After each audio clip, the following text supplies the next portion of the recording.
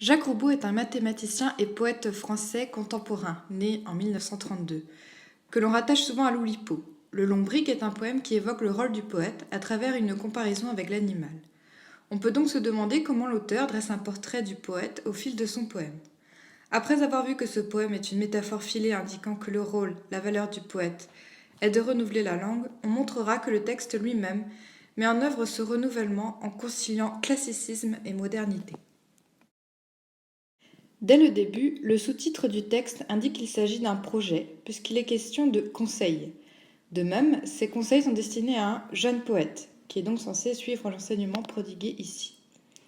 Le pronom personnel tu au vers 9 rappelle cette dimension du texte.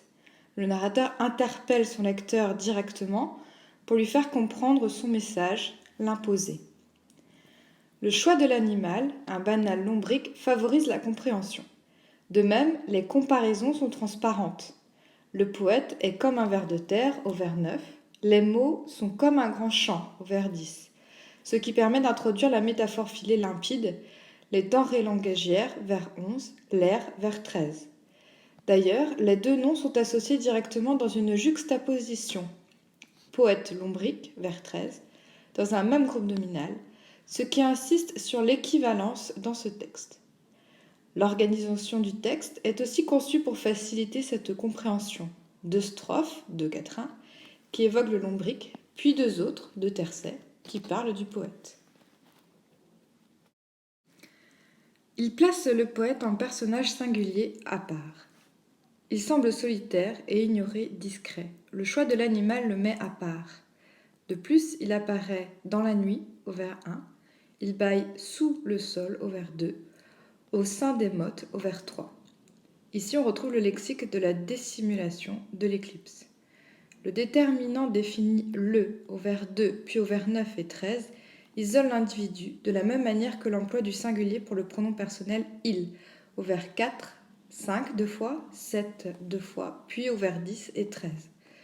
De même, il meurt au vers 7, sans qu'aucune émotion ne soit manifestée, au cours d'une phrase dont la brièveté évacue le pathos. Son œuvre paraît un sacerdoce, atavique, héréditaire.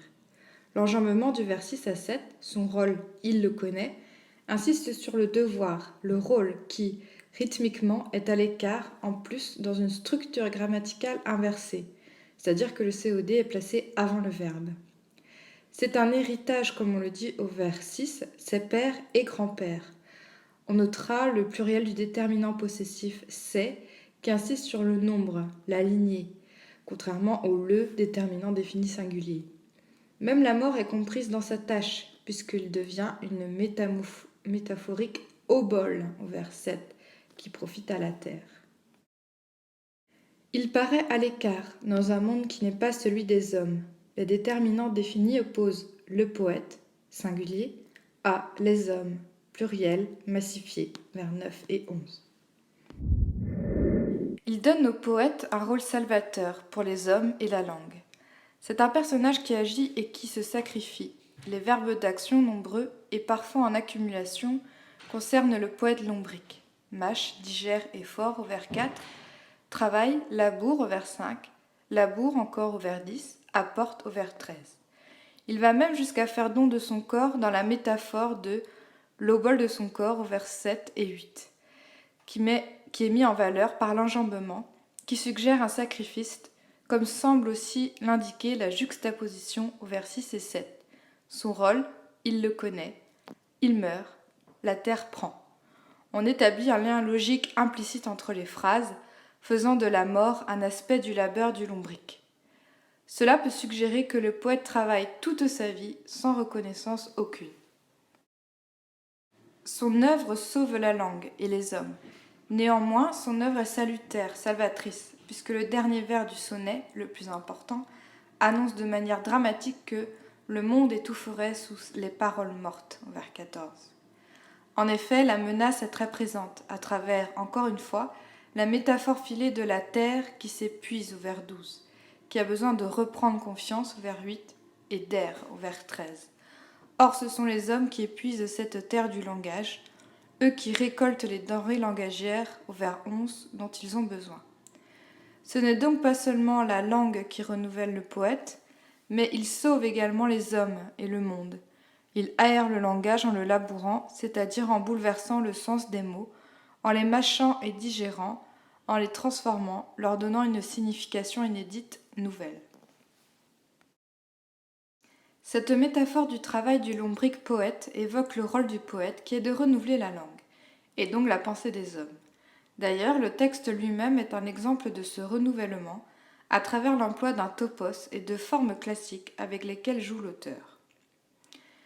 La forme est classique. Le texte est un sonnet en alexandrin avec un ordonnancement des rimes des plus classiques et une révélation finale. 14 vers de quatrain de tercet. Les rimes sont embrassées avec les mêmes duos de rimes, puis les rimes sont croisées et enfin suivies. Un dernier vers, plus grave et équilibré, annonce l'enjeu du texte. Le monde est tout frais sous les paroles mortes. Néanmoins, certains vers sont trop longs si on utilise une prononciation classique. Au vers 11, qui force à en oublier le ENT de récolte, et au vers 13, qui force à fusionner poète-lombric. Ainsi, la règle d'alternance rime masculine et féminine est violée. Vers 2 et 3, ol et ol avec un E. L'humour, les jeux de mots modifient l'aspect sérieux du sonnet.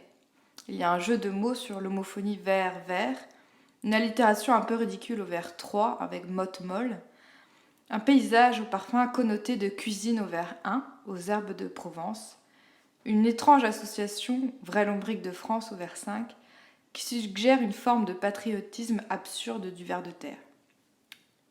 Et au vers 6, une curieuse généalogie pour un lombric avec ses pères et grands-pères. Le topos de la comparaison du poète avec un animal est renouvelé.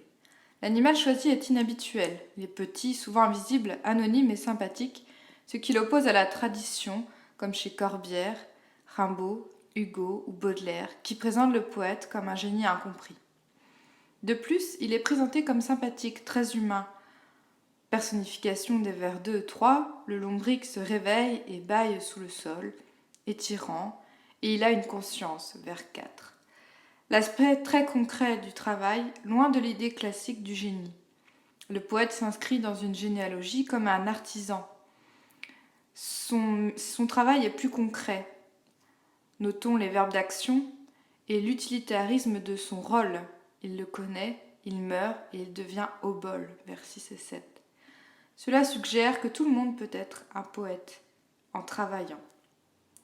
Ce texte est donc un renouvellement d'une forme classique dans sa forme comme dans son propos, qui cherche peut-être à encourager la création poétique. Ce poème propose une nouvelle fois une réflexion sur le rôle et le statut du poète. Il fait du poète un travailleur sympathique, anonyme, mais dont le rôle est de sauver la langue et, partant, les hommes. C'est ce que fait l'auteur au fil de son texte quand il propose une forme et un topos classique pour mieux les renouveler, les aérer avec humour et humilité, invitant le lecteur à lui-même devenir un poète. Alors que Baudelaire, dans son poème L'Albatros tiré des fleurs du mal, comparait le poète à un oiseau, prince des nuées, roi de l'azur, ici Roubaud au contraire désacralise cette mission, peut-être pour en donner accès au plus grand nombre.